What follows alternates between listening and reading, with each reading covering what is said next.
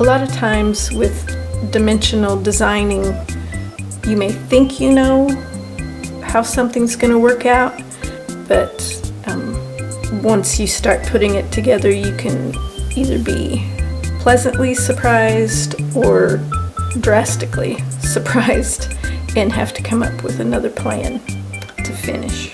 So it feels odd filming and explaining the steps for you to go through before I'm completed with the process myself. But I've set myself up to do it this way because, like I said, I wanted to show you it laid out so you'll know how much fabric it's going to take, and just so you'll get a feel of what goes into designing a piece, and spark some ideas of changes you might want to make for yours along the way.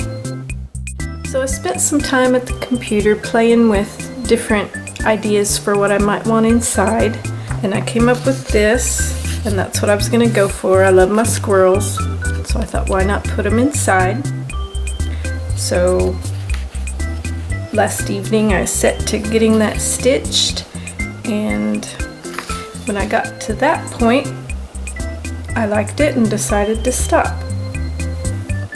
So this is what I had come up with minus my squirrels. I don't know, sometimes it looks complete.